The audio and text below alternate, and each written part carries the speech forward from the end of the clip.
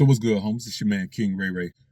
You know, I think sometimes that we tend to allow ourselves to respond to things in life by trying to do the exact opposite. And what I mean by that is you can never build your life on a succession of responses to your traumas. So if someone's negative energy has entered your life, you cannot build the rest of your life trying to overcome their negative energy or trying to get some type of reciprocation for what you went through in any particular situation. And the most alarming and damning of these situations is when we allow ourselves to be pushed into this overcoming of childhood trauma throughout our adult lives.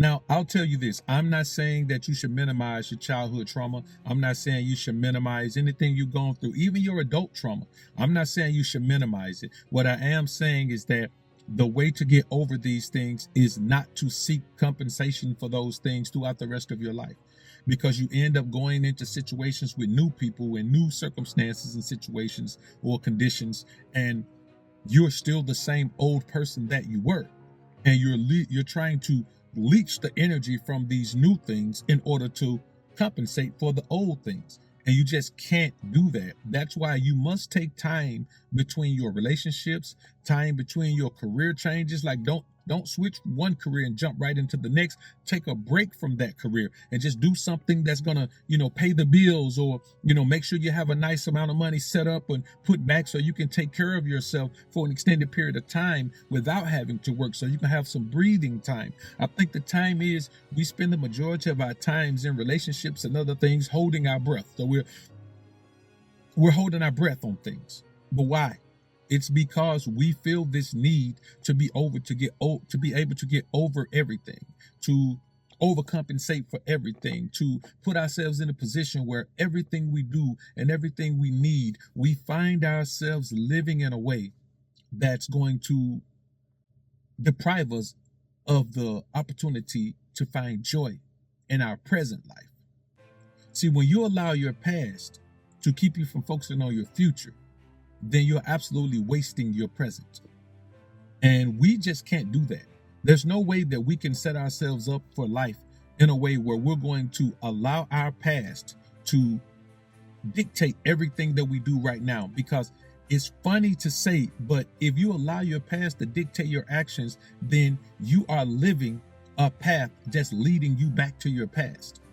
The problem is you can never assess your past again. It's done. You can't access your past.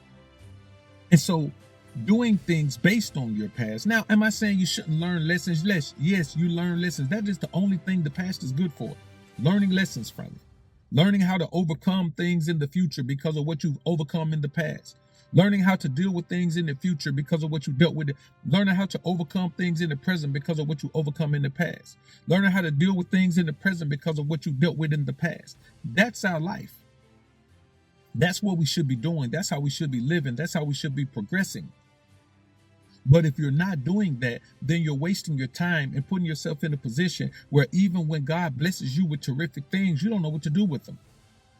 You live in this fear that whatever happens in your life right now is going to put you back in the same situation that you were in before. But why let that be your mindset? Why tell yourself that you are so Why tell yourself that you are so cursed and you are so devoid of deserving blessings that you simply don't deserve anything? You simply deserve to be in a situation where you can't even enjoy the things that God has given you that are supposed to bring you joy. You're wasting time, and you're living in this quagmire of self-pity. Let me tell you something about self-pity. Self-pity is the worst place that you could ever exist, because self-pity means that you don't think you deserve anything except pity. Because here's the thing now, you deserve from everyone else the thing that you give yourself. You give yourself respect, you can demand respect from everyone else. You give yourself love, you can demand love from everyone else. You give yourself consideration, you can demand consideration from everyone else. You give yourself pity, all you can demand from everyone else is pity. So if you're giving you pity, and you can only demand that from everyone else, you're living in a state of mind where you believe all you deserve in your life is pity. And I'm going to be honest with you, man. That's not the way any of us should be willing to live our lives. It just makes no sense for you and I to say, okay, I'm going to live in this quagmire of self-pity. Here's what I'm going to do. Here's what I'm going to say. Here's what I like. Here's what I need you to understand. You can't live that way, because you're only going to set yourself back. And I promise you, man, the greatest regret that you could ever have in life is that you allow anything or anyone from your past to have so much power over your life that you never got over it. That you continue to live your life as if that person was still in your life. That you continue to live your life as if that circumstance was still current in your life. That you continue to live your life as if the possibilities for your life are hinged to that experience from the past. And everyone else involved in that experience has moved on. Now you may say, well, what if nothing happened to them? You know, the perpetrator, is easy for the perpetrator to move on. Okay, it may be easier for the perpetrator to move on, but it's not impossible for you to move on. You just have to make the choice that that's what you want to do. You have to choose to move. You have to make the choice to let your current voice be the voice of wisdom and truth and understanding in your life. Okay, you went through something. We've all gone through something. What you went through was intended to make you a better version of yourself, not a worse version. You don't have to be a worse version of yourself because you went through something bad. You don't have to be a bad version of yourself because you went through something bad. You can be the version of yourself that you want to be. You just have to understand that if you're still here and you still have your health and you still have your mental capacity, then you have the tools necessary to become whatever it is you want to become, to build whatever life you want to build, oblivious to whatever you went through in the past. Trying to find love from everyone you meet because you thought this person loved you, but they didn't, is fool's gold. Trying to find and demand respect from everyone you meet, even people who don't respect themselves, is fool's gold. Trying to, use people financially because someone used you financially, is fool's gold.